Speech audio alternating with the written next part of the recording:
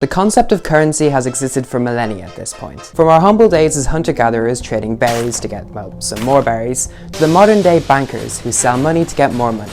We've come a long way. What's remained consistent is the fact that us humans have a way of collectively deciding what things have value and what things have even more value. I mean, coconuts used to be pretty valuable before we started making bounties. Money, and also girls, do be running the world though, and we've no choice but to adhere to the green paper. And this also applies to the video game world too. What a segue. You want to get a cool upgrade for your character, get some fancy new gear, or simply just tell Tom Nook to go fuck himself once you've paid off your student debts? Well then you best have a fat wallet to afford it all. Progression is locked behind paywalls, and you've got to complete missions, tasks, or challenges in order to top up your virtual bank account. What I want to know is, how stable are these currencies? Like really? Which in-game currency is most likely to suffer a financial crash and cripple the whole world's economy? We only answer the fun questions on this channel. Join me and my 3 years of half-assed junior business studies to find out.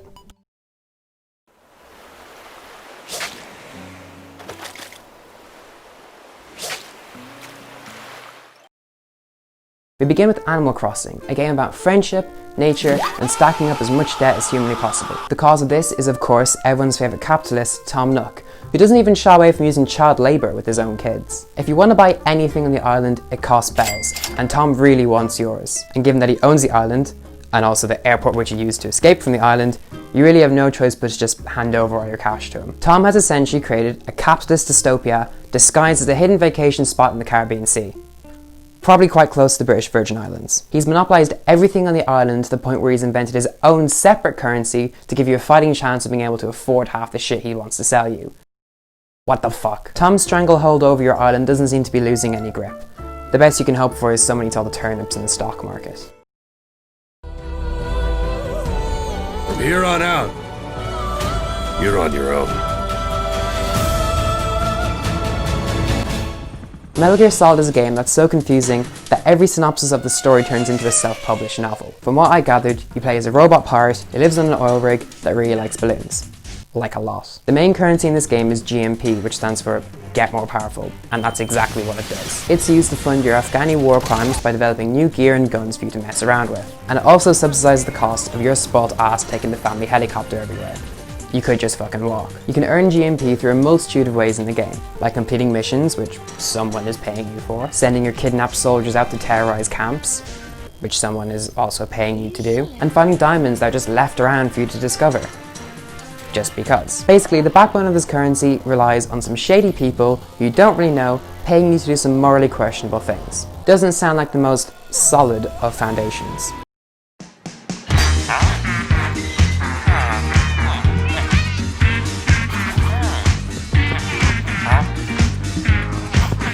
The Minecraft diamond is one of the most recognizable symbols of wealth in all of video games. If you own a set of diamond armor, you just automatically become respected and revered, no matter how good you actually are at the game. The diamond is not technically a currency per se, but because of its inherent value, it can be used to trade all sorts of things. And I know that emeralds exist, but it's practically useless to us. There's no benefit we get from it. It's like giving your dog treats so it can learn new tricks.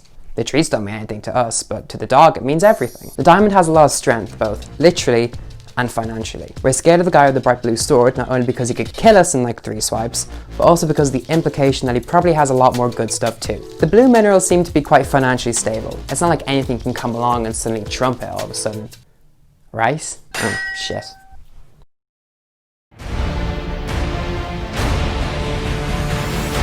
Okay, people, let's go to work.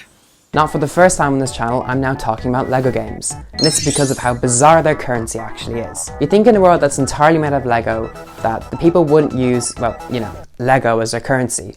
Surely they have a bit more foresight than that. Well, you'd be wrong. Yes, in LEGO City, they've suddenly decided that studs are apparently the most valuable thing there. You know, studs, the things that end up in the corners of your LEGO box you have to scrape out every single time. The things we all seem to have an abundance of. It's like if we all decided if concrete was what we'd use to pay for things. The world would literally crumble. LEGO City is just asking for a recession. It's only a matter of time before the residents of LEGO City realise that the plastic they use to pay for things is the same plastic that everything in the world is made out of. At least the LEGO oil rigs business stays booming.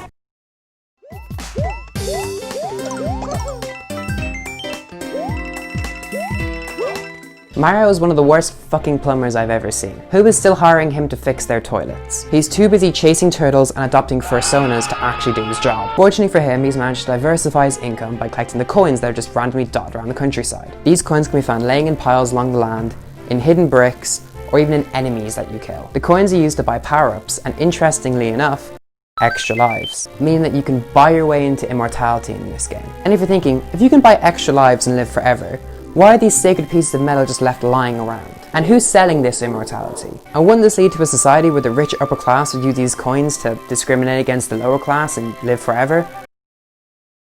Nah, don't think about it. I'm sure it's grand.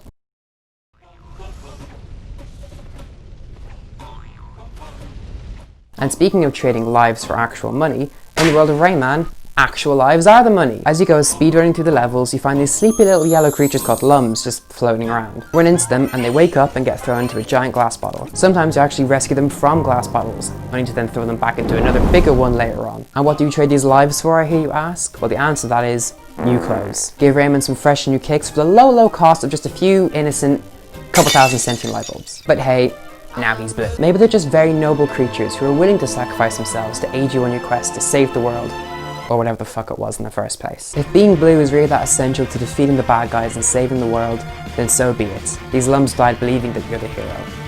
You're still an asshole though.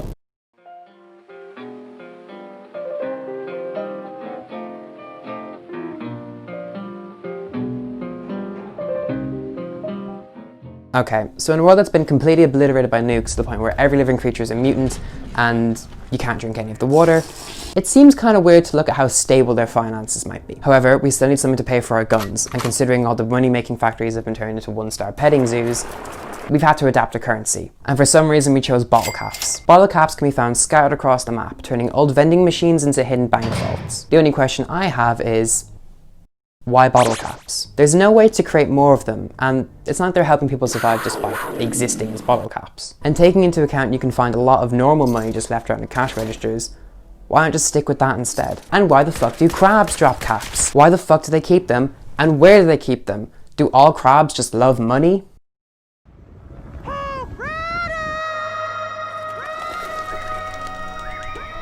I don't know many people that still play mobile games anymore, let alone Clash of Clans. But back in its heyday, this game was fucking huge. Clash of Clans is a mobile game in which you level up your base and create huge armies of barbarians by spending Elixir.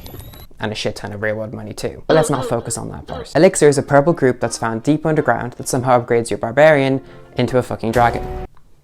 Explain the science on that one, please. I mean, clearly it must have some magical properties if it's able to transform a whole ass person. It's mined out by what I like to assume is a workers' union of miners, but I heavily doubt that, and it's stored in giant glass bottles around your base. In terms of flexibility, this currency is just that in many ways. Firstly, it's a liquid. Secondly, you're able to clone people with it. And thirdly, you're able to build houses with it. It makes sense that there'd be so many constant wars over it. Good thing nothing like that exists in real life. Right, that's the end of the video. I hope you enjoyed.